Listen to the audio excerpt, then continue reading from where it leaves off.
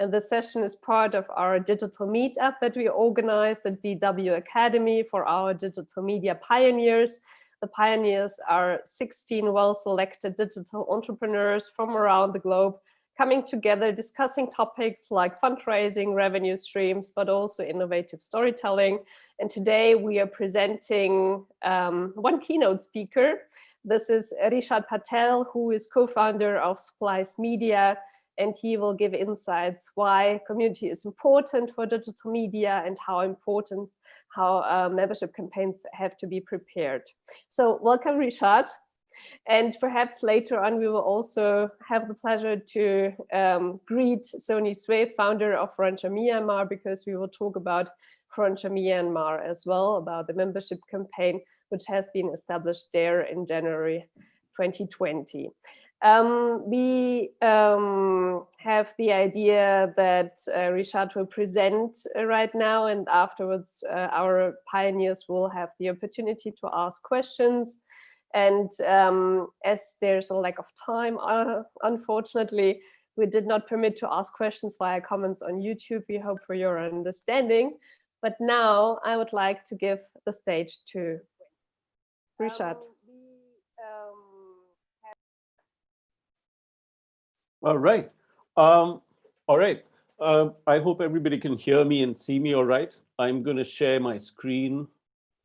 And I'm going to hope that this works really well. Tell me if that's okay. Sounds good. Yeah, you everything. Can see my wonderful. Awesome. Okay. For some reason, I can't figure out how to see a preview of my own screen, but yeah. I want to take you through my experience as a product designer.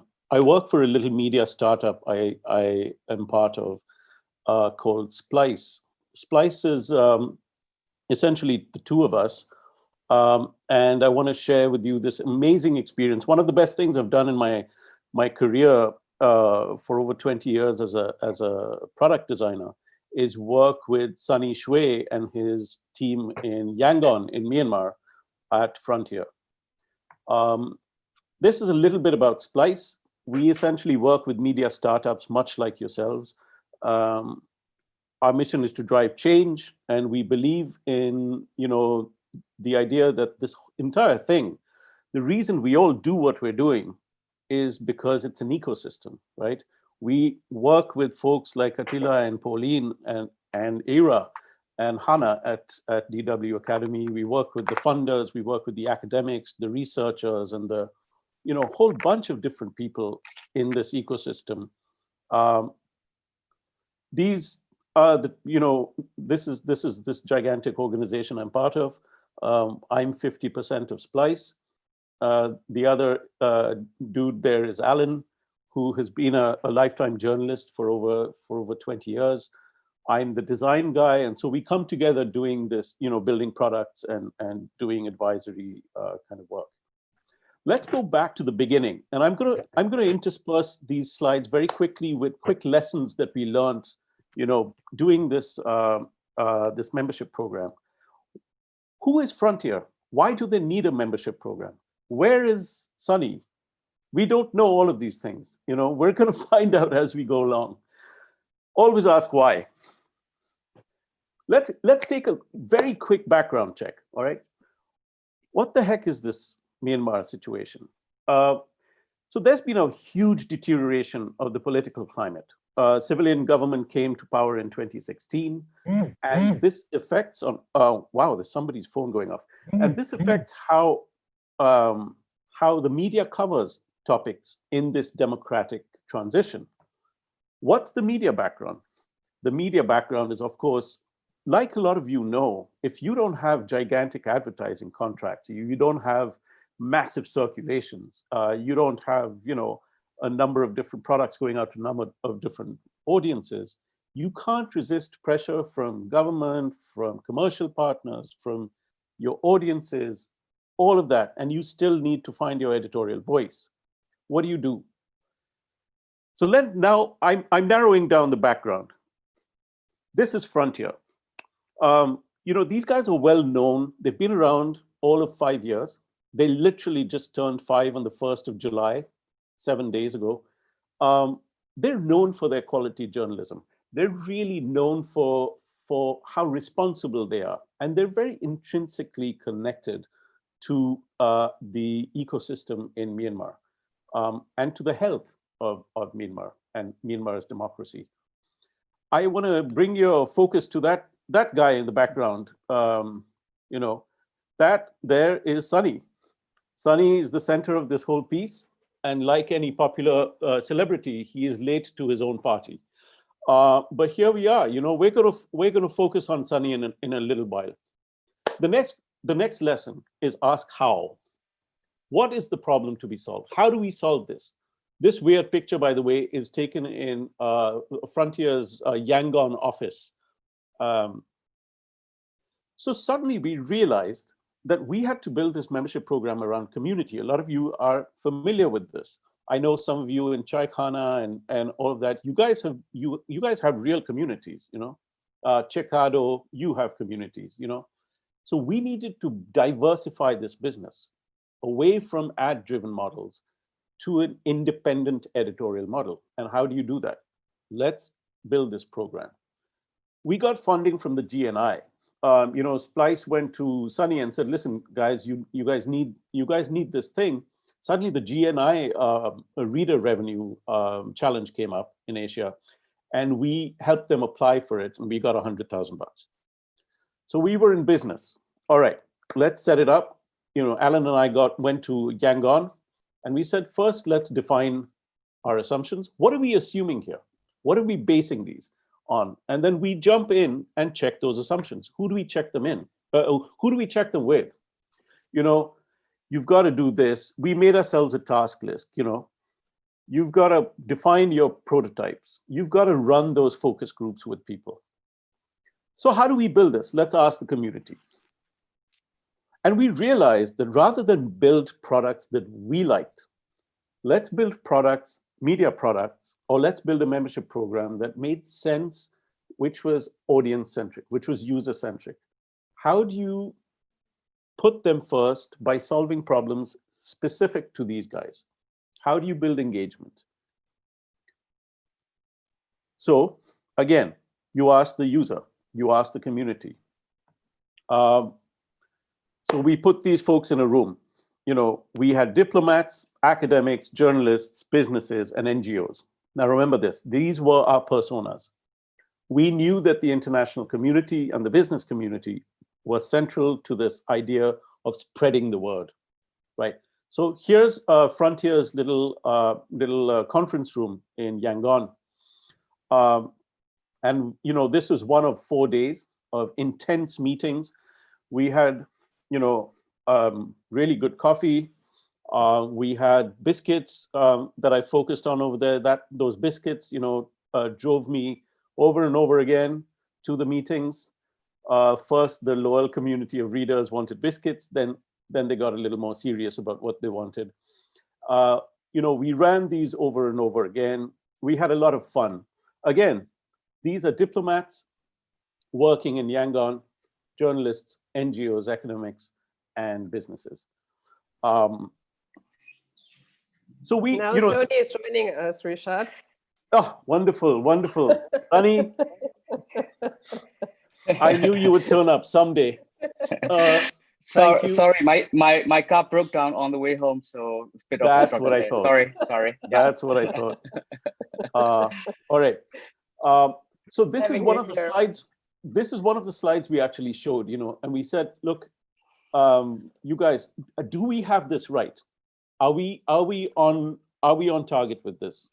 Are we selecting the right people? And then, we realized, obviously, like many of you have, that membership is an investment in your mission. People are investing in your mission. They're not coming to be memberships because they're getting a free t-shirt.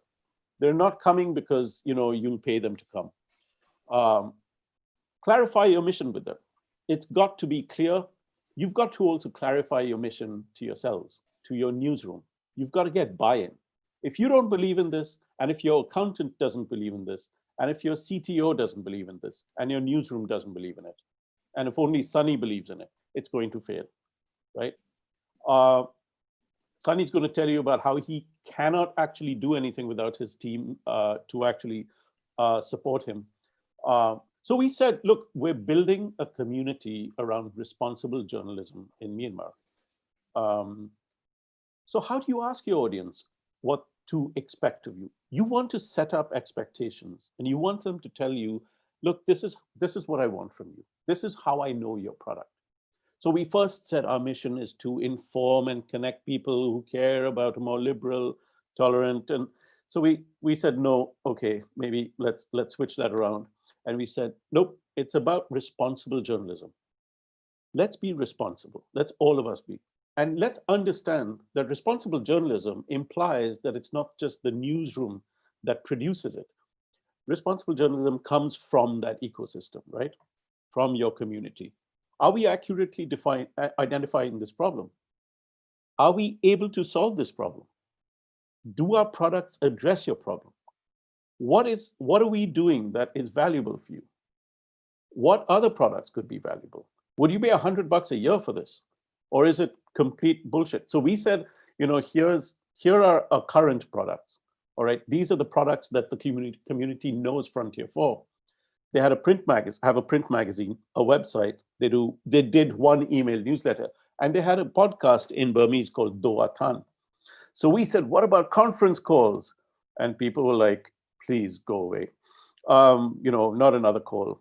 We said, hey, let's do a Slack channel. The community members and the Frontier membership, you can get a Slack channel. They were like, please, no more Slack. We hate that. What is Slack?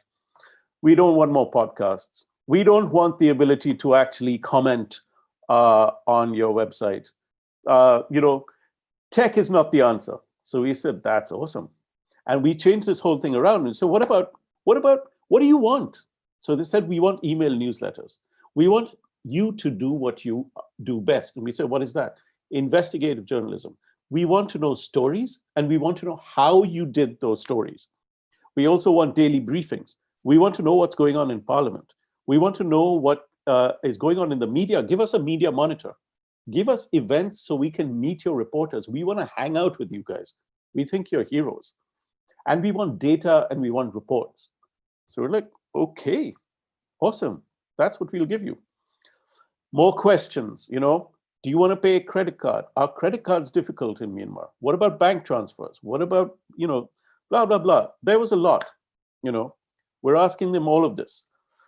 And, this is Tom Keane, the editor, running yet another focus group. That's a data guy in there with him. I think that dude is from a media incubator, a startup incubator. I mean, these are some amazing people, all right? Here's the tech stack we used. We do a lot of, we decided to use, again, these are tools familiar to all of you. MailChimp for email. These guys tested every single product, and they sent out SurveyMonkey survey forms. We collaborated on Notion, which I highly recommend if you haven't used it yet. We moved from Drupal, which, as a lot of you know, is a publishing platform that maybe 3 people in the world use, and only 2 people know how to use, and only one of them actually used, which was Frontier in Myanmar, and we moved them off of that. And then we started using Pico as our CRM, a startup based in Brooklyn. Then you test your branding. Oh my God, guess who is in charge of the branding? We did this, and then we did that, and then we went on, and then we had, played around with Fs. You guys know this story. How do you make your client happy? There he is, pretending that his car broke down. But, you have to make this resonate with the newsroom. You have to make this brand work for the newsroom, for the community. And so you test and you test and you test, and you do new stuff. And we decided to just be straight up and honest and celebrate Myanmar. Myanmar was the hero, is the hero at the center of this brand, because that's what Frontier means to people.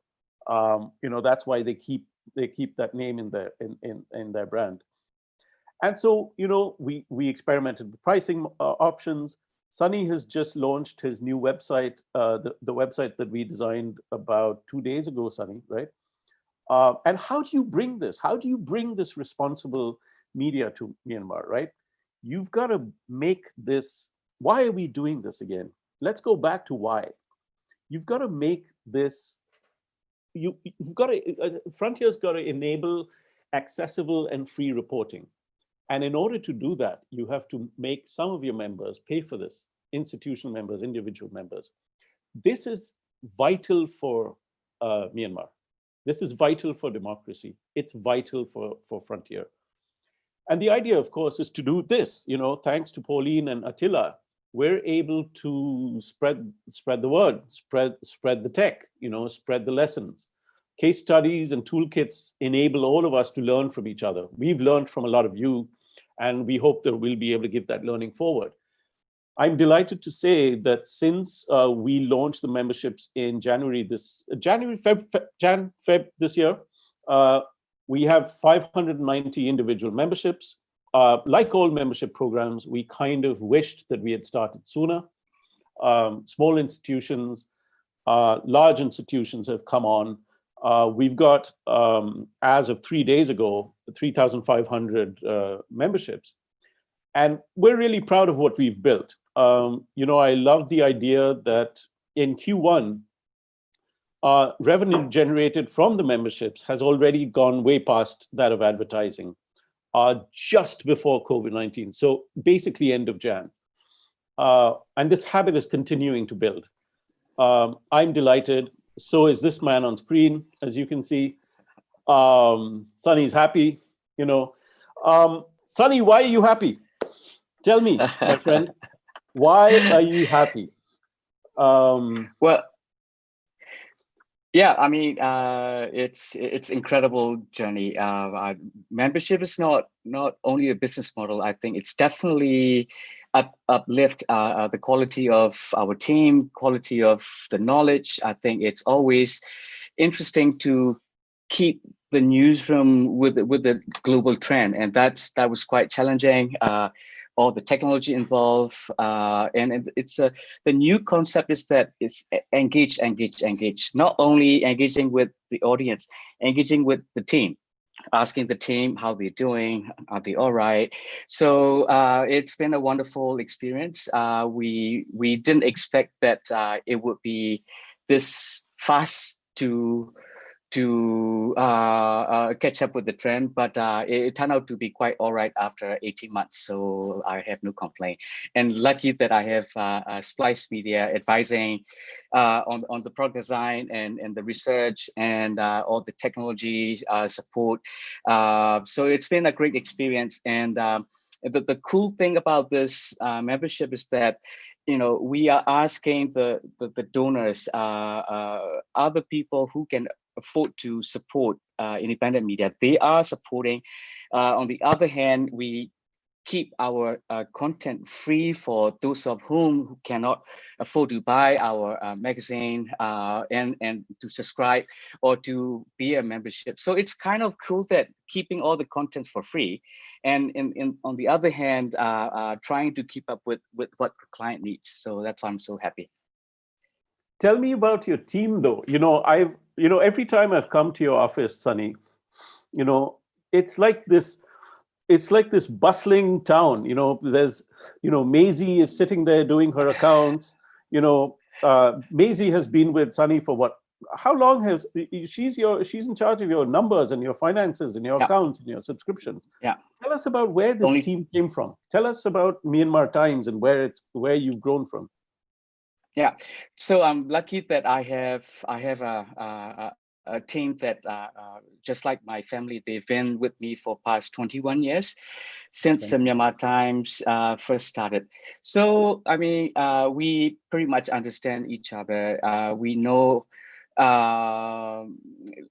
each other by looking into the eyes, and we don't have to talk much. But the thing is that I built a new team on top of my old team.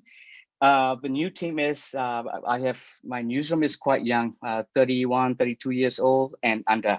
So They are all very how do you say, tech savvy and so forth. But we are very print savvy kind of newsroom. Even my editor-in-chief Tom, who is 32 years old, is such an old school, right? He only cares about print product. I know. So, so these people basically follow me wherever I go. So, after Frontier, after Myanmar Times, I ended up in prison. So they were waiting for me till I got out. And so when I got out, I shift to Mizzima Group, and they follow me to Mizzima. Then I kind of I stepped down from Mizzima and started Frontier. So they basically, the whole team follow me. So we have a really good understanding between us, but still very difficult to convince my team to how do you say, swim along with the new trend, but we are human beings, so we want to stay in our comfort zone. So it was quite difficult for me in the beginning to kind of brainwash, I would say. It's like, hey, this is a great thing, let's do it. And a couple of times people were like, no, I'm quitting, I can't handle this, this I is a still wrong remember. model, blah, blah, I still blah. remember talking to one of your, I'm not going to take names, but because she'll kill me. But I was talking to one of your head journalists, your newsroom leaders, on the phone about 2 years ago, and I was saying, here's how we should do this newsletter, and here's why we should get conversions, and let's have a call to action. And after a while, she was like, man, look, Rishad, I just want to tell you, I'm a journalist. I don't do all this marketing stuff. And I just want to say that this person now is one of the finest product managers I've seen in a newsroom in my life. I mean, she is awesome. I don't think I'm going to take the credit for it, but I'm definitely giving that credit to, just her patience and willingness to learn, and her belief in her product. And, the fact that she has a great boss. You really do kind of believe in your team, right? Oh, definitely, yes. The reason Frontier is reached this far is because of my team.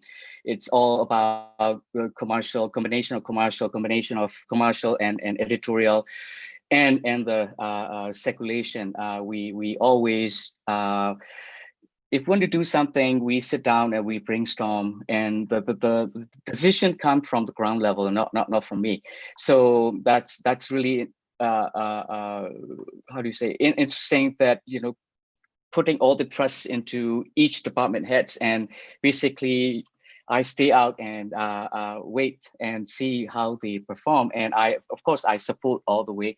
I travel a lot. I go to different media houses looking at the success models of memberships, and I basically take all the don'ts, not their success, their failed stories, and I copy all the failed stories.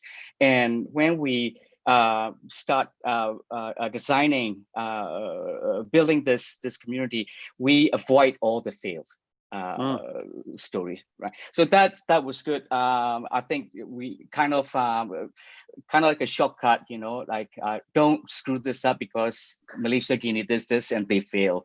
Like everybody fails. So I fail at the tech.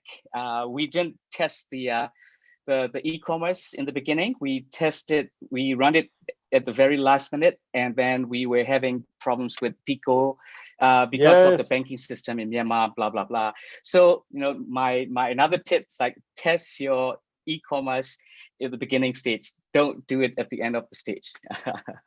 Hey guys, do you want to ask any questions? Yeah, so we would like to interfere your discussion and to ask questions from the pioneers. Sony, great that you're joining us lately, but still, we are great. We are really glad that you're with us. And so you right now, guys, can ask questions if you want. And I'm starting with the first question. Sony, what was your main learning concerning the membership campaign? Can you share this with us?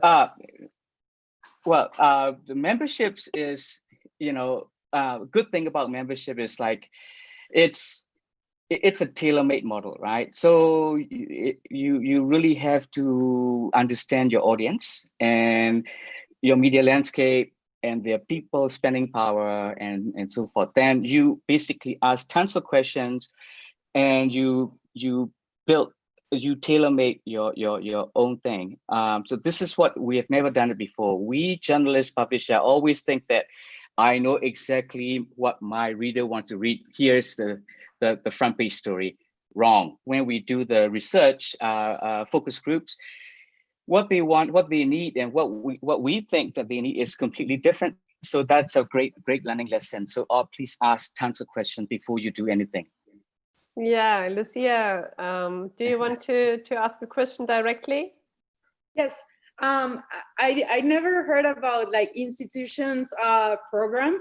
We're actually doing our membership, and we have followed almost the same path as you presented today. So I am very pleased that we're going on the right direction. We also got money from the Google initiative, and we also did the focus groups, and we asked people what they wanted as you know, like the perks. And they want exactly the same. They want to meet with the team. They want to have access to like offline events. I'm very surprised, but I'm very happy because it says that we're on the right path. But I never thought about institution subscriptions. So how does that work? Like how do you present it to people, and how is it working for you? Sorry, right. I did forget to introduce Lucia to the others. So Lucia is the co-founder of Nomada in Guatemala. Yeah, and I'm a graphic designer actually. Yay! But I take that's why I have rulers and erasers and a lot of papers back there. So yeah, so I'm curious. So we decided to do 3 different types of package. Individual is very simple. It's for each and individual one, and it's the cheapest package. We basically in the beginning we designed for only 2 packages. One is the individual. Another one is institution. Institution, we gave 20 logins, right? Individual is only 1 login. Then after we launched, we had a lot of feedback that, hey, you know, I need more than 1 logins, but I can't afford to buy 20 logins. So we come up with SME, small institution package, which is the 5 logins. So it fits for what the client needs. And if you buy 20 logins, it's way cheaper than the individual package. I'm sure Richard put the pricing for memberships. It's on our deck. You know, the other thing I just wanted to say, Lucia, about I think institutional memberships. It comes down to your principles. It comes down to your membership principles. In fact, not just you've got to have great pricing strategy, obviously, but you've got to be able to tell people, look, we're not running a little newsroom here doing fluff pieces. We're running a newsroom here that actually believes in this transition, you know, that it believes in this transition that Myanmar, which is this absolutely amazing country, but it's like this country of very diverse people with diverse, beautiful cultures and diverse, beautiful food. But, you know, there's all this diversity going on, and you're trying to, there's this peaceful transition that you're trying to impose on it in this political, social way. So for Frontier to actually be this, to document this and to spread the word, you know, you've got to have belief, you've got to have buy-in. The health of Frontier now becomes intrinsic to the health of your business. Because if you want to do business well and honestly in Myanmar, you've got to have a healthy press. You want to buy, therefore, memberships. You want to buy into that mission from an institutional point of view. So we went to embassies.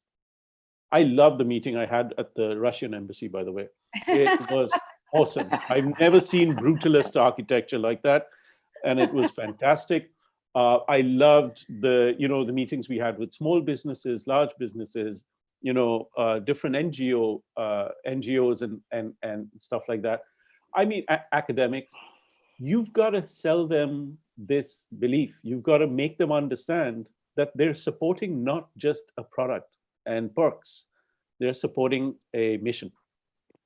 Yeah, what we're doing is like we're actually having our membership tied to our 4 lines of editorial topics. So you can support a specific topic. So we believe that people are supporting the content and what matters to them. Oh, that's brilliant. I mean, if Yeah. you can draw that connection, Mm-hmm. and then, I mean, essentially you're drawing a connection to your mission, to your Yes. member, and you're putting a price on it. And Yes. in order to put that price on it, you've got to have them forget about the price. That's the paradox, right? I'm sure Yep. you've realized that. And essentially, so you're saying that, look, believe in the mission, give this away to new, when new people join your organization, give them a Frontier or Nomada membership as a perk. This is one of the perks of your joining your institution. Bijan raised his hand. Before I give the word to him, I just wanted to ask Rishad, what are the biggest mistakes startups can make in terms of membership campaigns? Not ask your community every single step of the way. Literally every single step of the way. One of the first things you should ask them, hey, we're thinking of doing this membership program. Do you guys think it's okay? What do you think? Right, Sunny? Yeah. You call them in and you say, look, man, we're going to give you, please come in, spare us a little time. Give us like 45 minutes of your day. We'll give you some bad coffee and really, really good biscuits. And sit down here with us. We'll talk to you. And we want to ask you a few questions. Literally every single thing that those folks said, we have gotten back to them. Sunny's team has gotten back to them. You said you wanted this.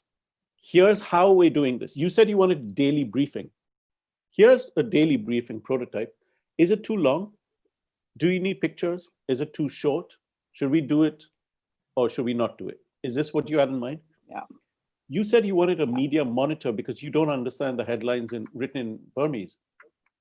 So we're translating this and we're sending this to you. Is this what you wanted? You said you wanted parliamentary briefing newsletter and events. Is this what you wanted? Are you sure? Every single newsletter, these guys did SurveyMonkey. They asked, what about the pricing? You said you wanted this pricing. Is it still worth it? So Sunny started talking he said a very important thing, which was tailor-made. All of this is literally tailor-made. The biggest mistake that I believe, coming back to your question, Pauline, and then I promise I'll shut up, is the biggest mistake is something that media publishers have been making since we started publishing for mass media. We assumed that we could publish something that we were interested in, and the crowds would come, and they would read, and they would watch. And for a while they did, and then they didn't, and they left. Now now mass means how many audiences can you have that are that thin? Okay.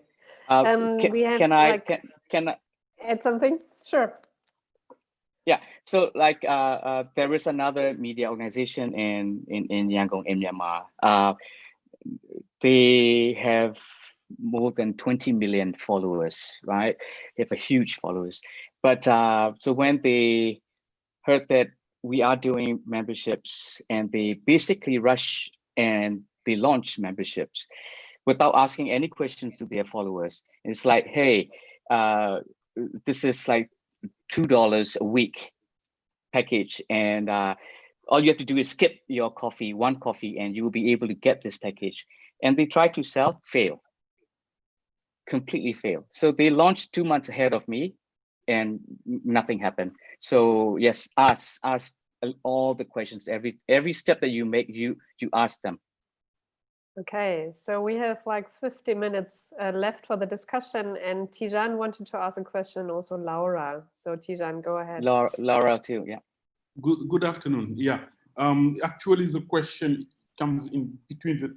When I heard Richard speaking, it's like he's talking more to institutions, embassies, NGOs. For me, these are institutions.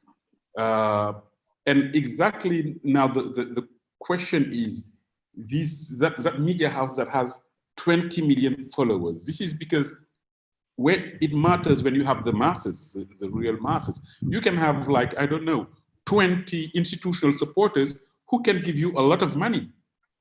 But then it's Correct. institutions. The issue of independence, I don't think it's solved. We're talking about having a massive base support. So for me, I would need some clarifications there. How do you get just the masses, people who are, I mean, the anonymous ordinary citizen, he's a student, I don't know, he's a school teacher, people that you can't get every day to tell and organize meeting with every one of them. I think that is the issue.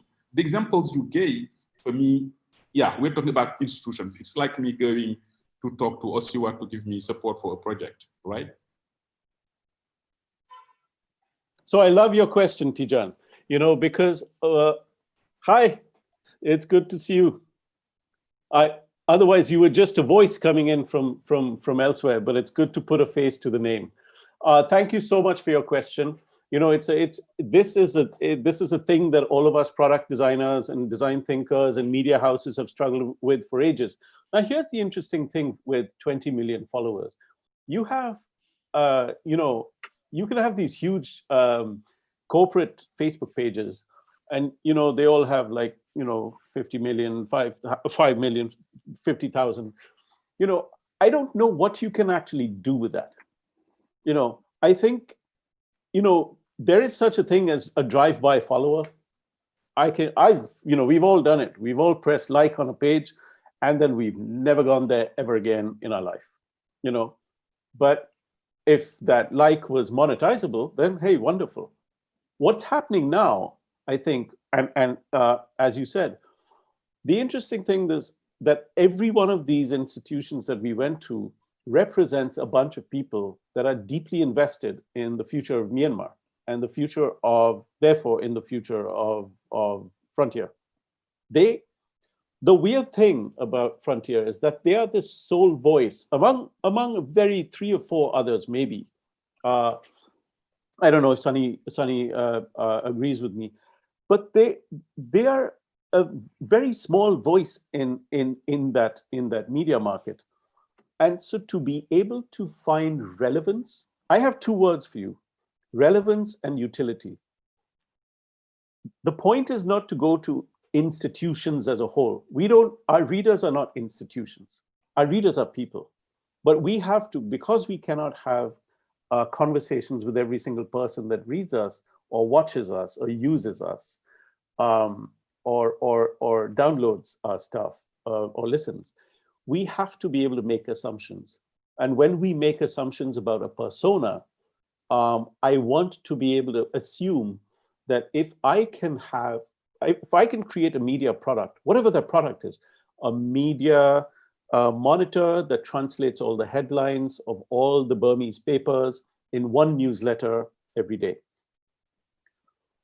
Now that's my product. I want to be able to find an audience, maybe of 65 people, that find that product valuable enough to pay for because it's useful and it's relevant. How does this translate into mass? Mass is not necessarily just the millions of people out there who may or may not read your product. That's a weird bet. That's throwing spaghetti at a wall and hoping it'll stick. But if I can make an assumption about mass from being useful and relevant to real people, I can assume that there are people like them who might be also find my media product useful and relevant. And then I create another product for another audience. And those audiences might be this thin, not that big. But if I find many audiences and many products, and that I can sustain myself with this, then like Sunny, I can pay staff salaries. I can pay rent in my office. Hey, this is a real thing. So you find that relevance. I don't know. I hope I answered some of your questions. Okay, and Laura Sommer from Tequeado in Buenos Aires would like also to ask one question. Hi, thank you both for your presentation and your insight. Sonia, I have a question for you related to these two different staffers or team that you've got. And what I'm just thinking when I listen to you is, what do you believe they are the same on? They are the values, they are the way they, I don't know, they approach your mission, because as you perhaps know, we have 10 years, then we are exactly in that moment where to scale, we need to change a lot of things that we do or we did in the past in the small group that we were. And when I listen to you, obviously I feel useful to listen more. Yeah. So, well, I think you have to start with, I do everything with my passion. My whole team knows that I'm super crazy, right? The only thing I care about is— The same happened to me. Yeah. And so basically I always draw a big picture of where I want to go and why we should be going there. And you know, when your team believe into your mission, I think it's so easy to convince to come on board. Of course, they will say no in the beginning, but if whatever you are trying to achieve something doable, then they will definitely follow you. If your dream is completely off, then they was like, nah, it's not going to happen, right? So just try to convince little by little. And like for me, I say, hey, I'm going to have to sell the journalism now. You know, our old model is ad revenue based model. Now I have to sell journalism because we have a very high standard journalism, and I want to repackage with the technology and then sell it. Then they were like, you know, money, journalism, no. And I said, no, man, the whole world is changing this way. It's a reader generation model, and we have to do this. Otherwise, we won't survive. For the lucky thing for me is that I can be totally frank. 2 years ago, our company almost collapsed because of the really bad economy. After the new government took over, nothing happened, and then the revenue kind of died. And I also have a marketing communication agency that generate revenue. Right, so it was working for a while, but then after COVID hit, gone. Right, so we were. I was telling the team that we have two options. One is to go back, cronies, like, hey, give me the money, I will protect you, I will not cover your story. Can we do that, or do you want to do that? Second thing is like, go to Chinese government or Russians or investors, you know, just bring the money in and pretend like nothing happened, we will operate. Or we just try and fight as a team. It's an uphill battle, but I think these are the few adjustments that we can make, and we will be able to generate different revenue stream. So of course, everybody picked the third option. And if this model doesn't work, then we would just close down. We would just fold the publication. So nobody wants to beg to cronies, and nobody wants to let anyone involved from China or Russia. So this is the only options that we have, and we stick to it. And we really push and we really change everything. way of our thinking and everything. So lucky that we were in the corner. We didn't have any choice but to change it. And then lucky that I have a really good team who really support my ideas. So that's why I think we are where we are now. I wanted to just quickly interrupt for 2 minutes and say, Laura, one of the things that Sunny isn't telling you also is that his team, this is a team that has been around for 21 years, a lot of them, okay? These guys, Sunny, I've been there when Sunny has had to tell them, look, guys, I don't know where the salaries are coming from next month. We don't have the money. And they say, yeah, we know. Do you need money? Because I've got my savings and I'll help you out.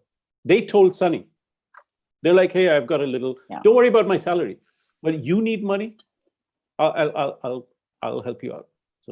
So we're talking about a whole different level of team here, So he's got this unfair advantage, remember. It's amazing. Okay, so there are like 5 minutes left, and I would like to encourage our pioneers to ask questions if there are any. I prepared, of course, some of them, but Attila wanted to ask a question if nobody raises his hand, and then perhaps I have 1 or 2 last questions, and then we have come slowly to an end. So Attila, what is your question? Raise your hands, please. I have backup questions. So 2 questions actually. One is delicate to Sonny about pricing, because the experience about pricing is, that you have to experiment what is the lowest price people can still go, but you can still collect enough money to sustain your operation. So how you experiment with pricing, how low can you go to find a threshold? And how did you do that? That's an interesting question for me. And you mentioned also, Sonny, that you engage the team in the membership program. How did you do that? Yeah. So let's basically start from the team. So I've been traveling since 2018, traveling around the world and attending different conferences and listening to membership programs. And every time I get back to work, I basically share. And like my eyes were flashing. I was like, hey, all the energy. I think we can do this. This is a new model. Rappler is doing this. New Narrative is doing this. Malaysia Kini is doing this. And we should do that. We definitely have. So basically, I have to sell. But then listen to their feedbacks. And of course, like when I am so into it, I have a pretty good chance to get the support from my team. So like every little thing that I think, I basically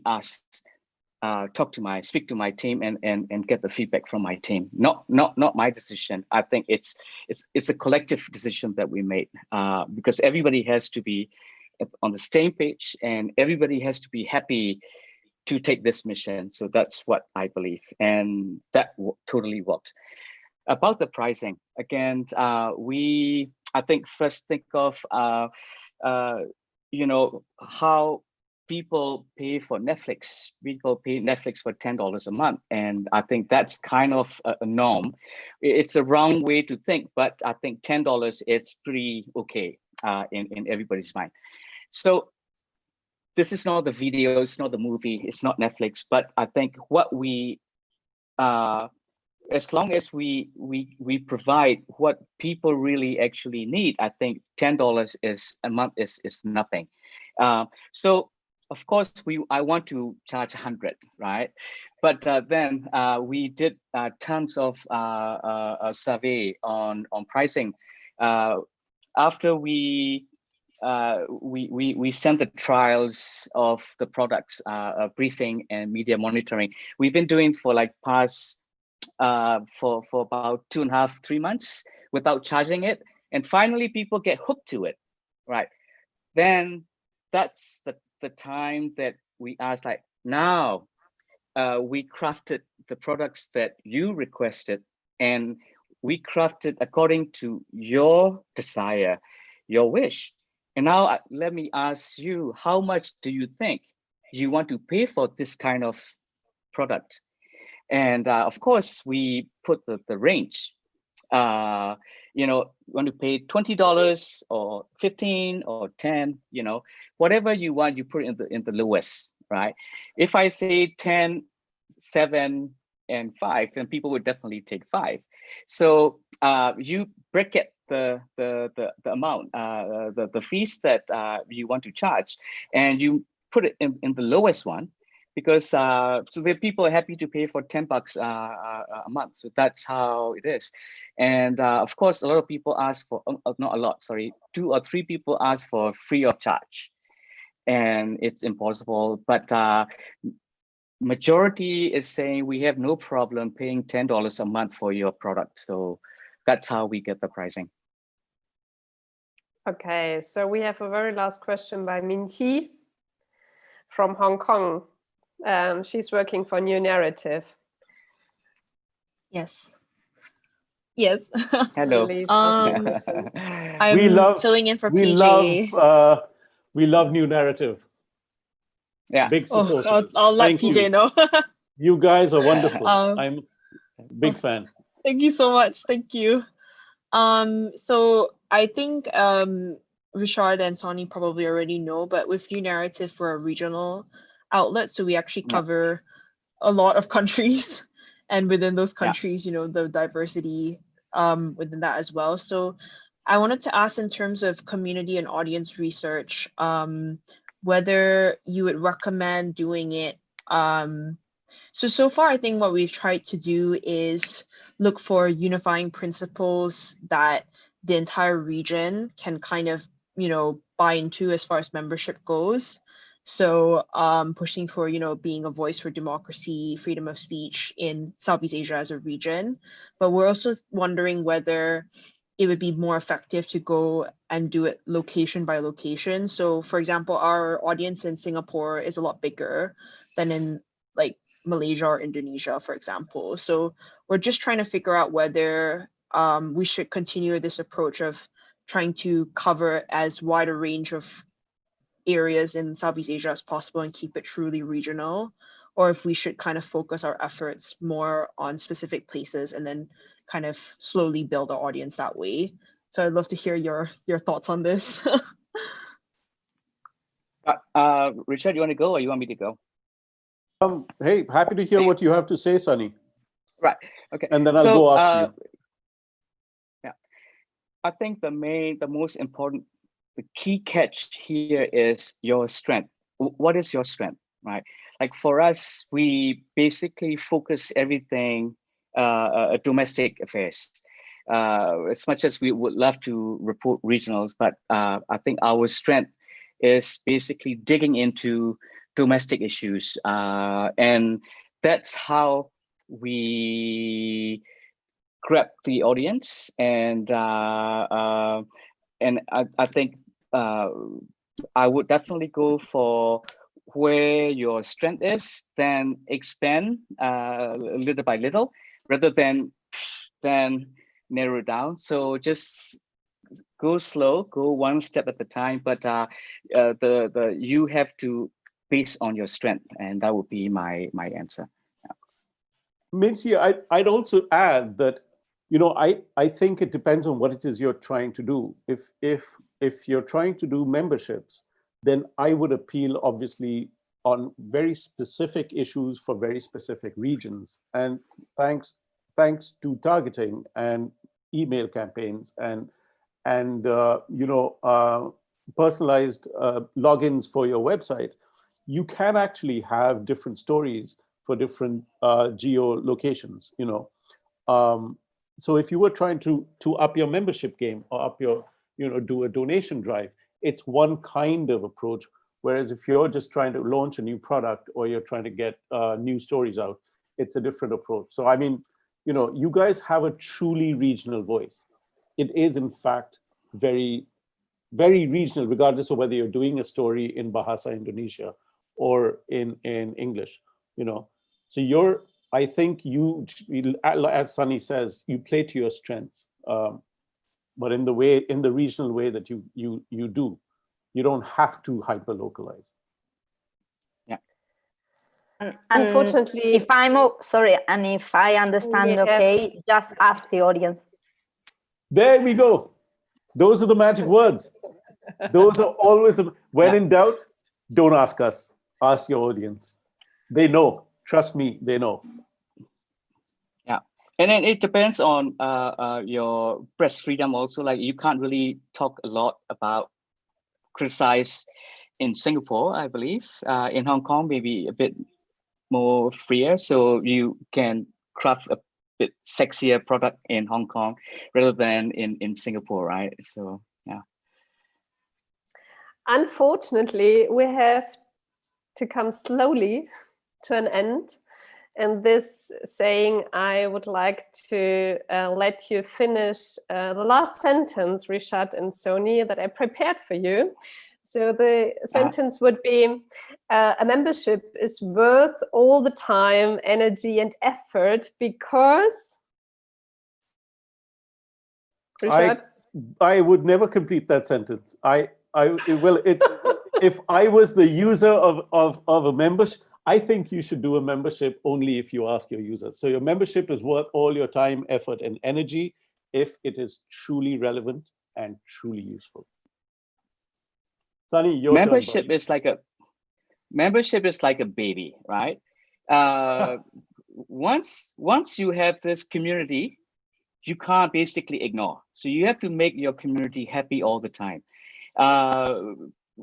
Subscription models are very simple. Every month or every week, you basically give the publication. You don't have to worry about members. But this is like my comparison is like having a baby is like you have to worry about your baby's health from a month until they get married, like it's a never-ending story. And like for me, before I launch memberships, I eat, I sleep, and I poop with memberships. A membership all the time, and that's how you have to be crazy.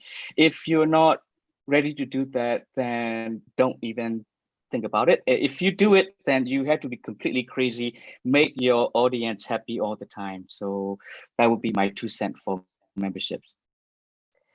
Thank you very much for the interesting discussion, for your questions. Thank you very much to Rishad Patel in Singapore, and thank you very much to Sony Se in Yangon for your super exciting insights. I hope all the people who joined us today, whether on YouTube or on Zoom, enjoyed the session.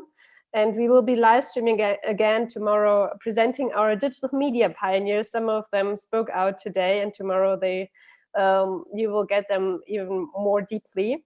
And join us at 4 o'clock German time if you're interested in seeing them. And yeah, hope to see you there. Thank you. Thank you so much for allowing me to talk nonstop about something I'm so excited by, something I love. Yeah. Thank you so much. And my apology. My